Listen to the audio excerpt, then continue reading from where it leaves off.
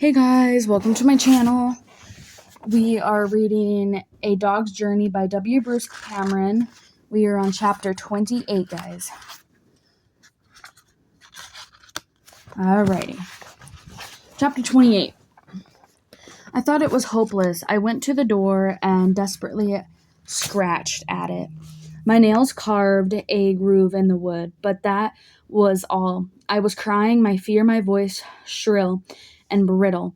Then I heard a noise on the other side. The noise of footfalls.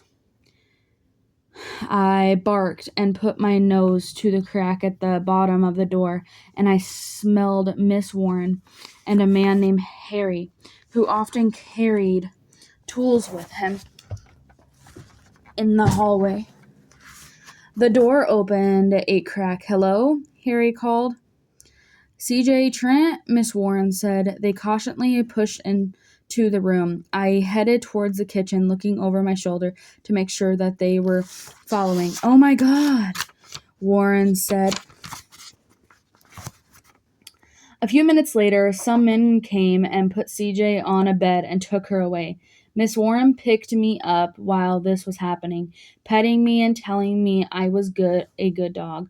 But my heart was pounding and I was sick with frantic fear. Then she put me down and she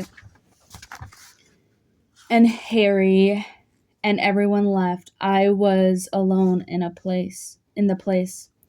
I fretfully paced back and forth, anxious and worried. The light faded and it was night, and still CJ wasn't home. I remembered her lying with her cheek pressed on the floor of the kitchen, and the thought made me whimper. When the door finally opened, it was Trent. CJ was not with him. "Oh, Max, I'm so sorry," he said. He took me for a walk, and it was a relief to be able to lift my leg on some shrubby. "We have to be there for CJ now, Max. She isn't going to like Dionysus. But she has no choice. We have to do it. This could have been much, much worse."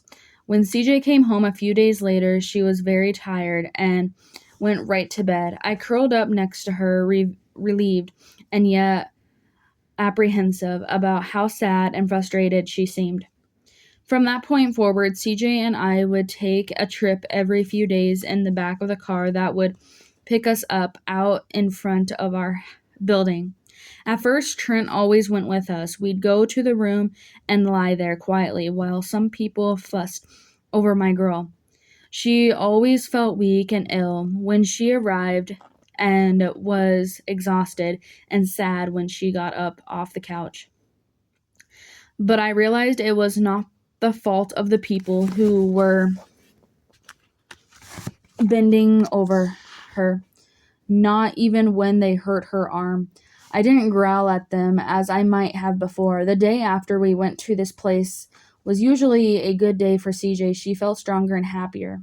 "They say it will probably be years before I get a kidney," CJ said one night. "There are just so few of them available." "Well, I was wondering what to buy you for your birthday," Trent replied with a laugh. "I've got one just your size right here. Don't even think about it. I'm not taking yours or any other living person's. I put myself in this position, Trent. I only need one. The other one's a spare. I hardly ever use it." "Funny guy. No, I'll get one from the Cavadar eventually. There are some people who have gone 20 years on dialysis. It will happen when it happens." The winter, CJ walked in the door one day with a plastic crate.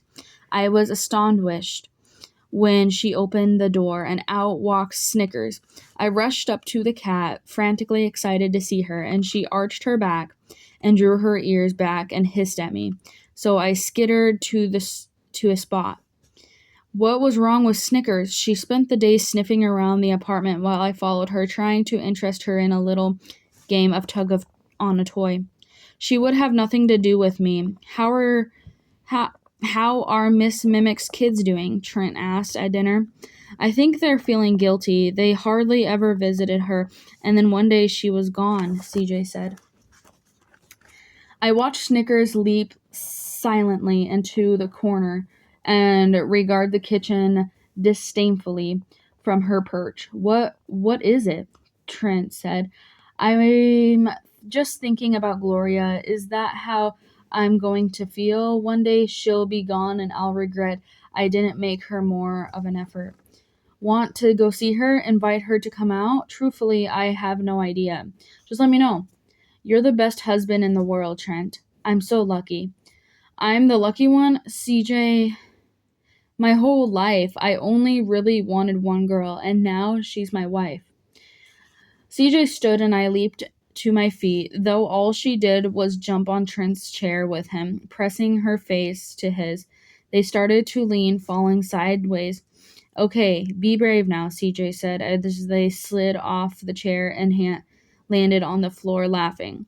Then they wrestled for a while. I looked over at Snickers, who didn't seem to care about anything at all. But what I felt between Trent and my girl was the love both powerful and complete. Snickers eventually became more affectionate. She might be walking through the room and then, without warning, would pad over to me and rub her head against my face, or lick my ears while I lie curled on the floor. But she never wanted to play any wrestling games like we used to. I couldn't help but feel that the time she had spent without a dog in her life had been bad for her. CJ and Trent spent cool evenings wrapped in a blanket together on the balcony, and the cold nights lying together on the couch. Sometimes CJ would put on nice smelling shoes and they'd leave in the evening. But when they returned, they were always happy though. Even if she'd been sad, I doubted I would have done anything to her shoes. We took walks down the streets and in the parks. Sometimes CJ would fall asleep on a blanket on the grass, and Trent would lie with her, watching her and smile on his face. When we spent the day in the park, I was always famished and wanted to eat. As soon as we got home, I was dancing around impatiently in the kitchen. On one such day, watching Trent make my dinner, when there was a slight change in the routine. Going to take forever to finish my degree, and then when I think of my master's, it's like I'm going to be in my 30s. That used to seem so old. CJ held my bowl up in the air. Okay, Max, pray, she said. I tensed. I wanted dinner, but the command only made sense in the context of the odor that sometimes lingered on Trent's breath. He always does it for me, Trent remarked. Max, pray. CJ had my dinner and I was starving. I went over to Trent and he was leaning down, caught the scent, and I signaled. Good dog, Trent praised. CJ put my bowl down and I raced over to eat. I was conscious of her standing over me, her hands on her hips. What is it? Trent asked CJ. Max never prays for me, just you.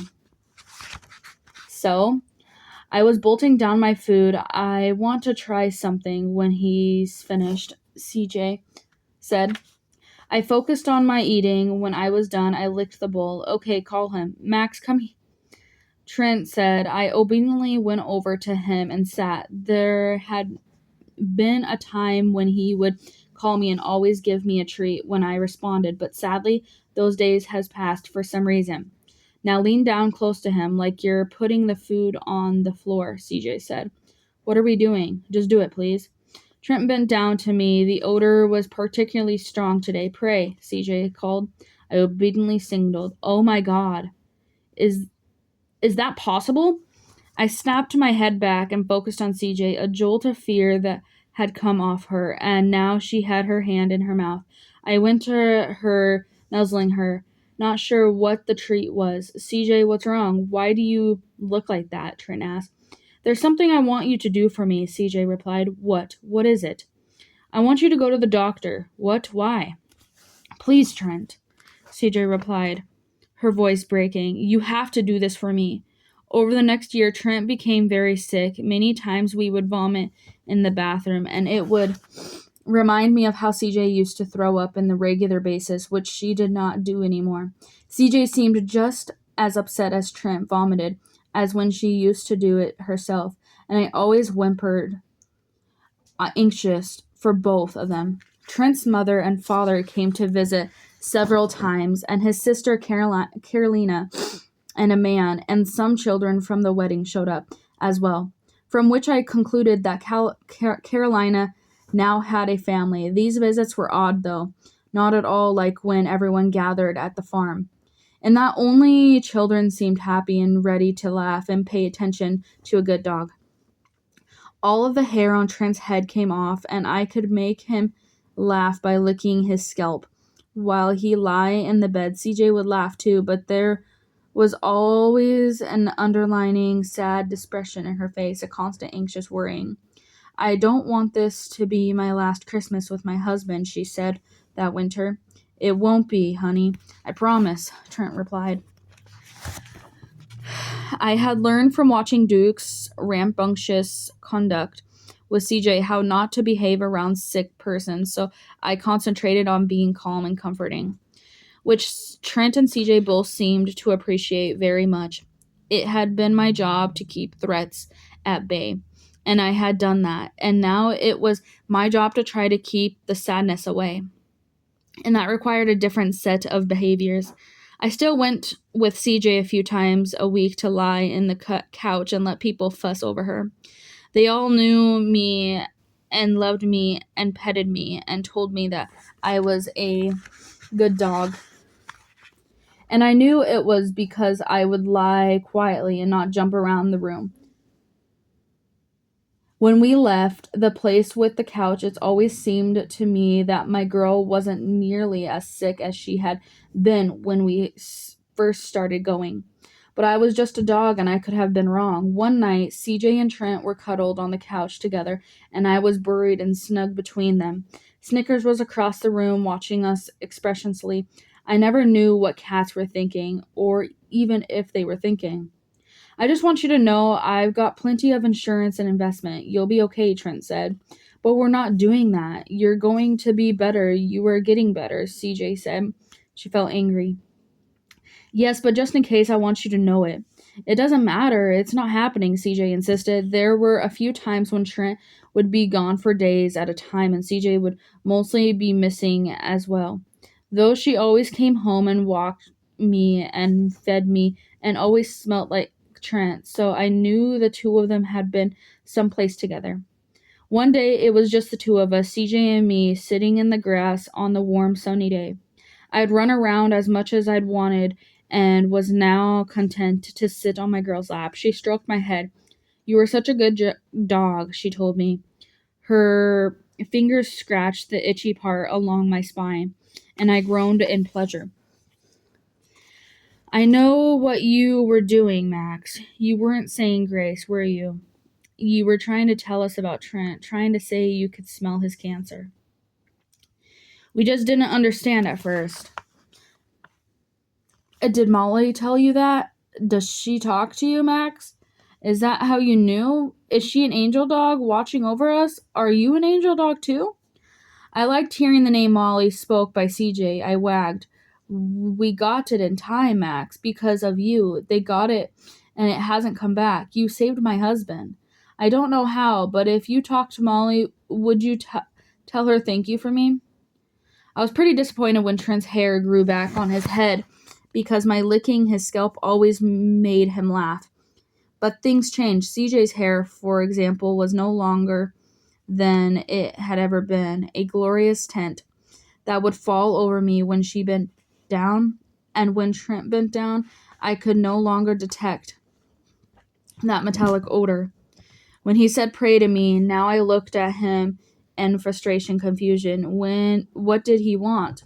I was even more confused when, after I sat and stared at him for a long moment after a praying command, he and CJ both laughed and clapped and said, "Good dog," and fed me a treat, though I had done nothing. It cannot be a dog's purpose to understand what people want because it is impossible. The summer after Trent's hair grew back, some men came to took everything from our house. CJ spoke to them and led them through the house, so I knew it was okay, but I still barked at them out of habit. CJ put me in a crate when I barked and also put Snickers in a cat crate, which I felt was a bit of an overreaction on CJ's part. Snickers and I went for a long car ride in the back seat of the car, still in our crates. At the end of the car ride, the same men were there, this time carrying all of our things into a new house. What fun to explore the unfamiliar rooms. Snickers sniffed around suspiciously, but I was rampant with joy, racing from place to place. This is where we live now, Max, Trent said. You don't have to live in an apartment anymore. Since he was talking to me, I ran over and put my paws on his legs, and he lifted me up in the air. I looked smugly down at Snickers, who was pretending not to care. Trent was a good man. He loved CJ and me, and I loved him. That night, as I dozed off, curled against my girl, with Trent sleeping on the other side of the bed, I thought about how devoted Rocky had been to Trent. You can usually tell that a man is good if he has a dog who loves him. We didn't ever go back home again. We were in the small house with stairs and mostly delightfully a grassy lawn in the back. Snickers was unimpressed with the yard, but I loved it out there. I was quieter there, fewer food scents, but I could hear the musical sounds of dogs barking and the smell of plants and the rain. Trent left most days right after breakfast, but CJ stayed home to be with me.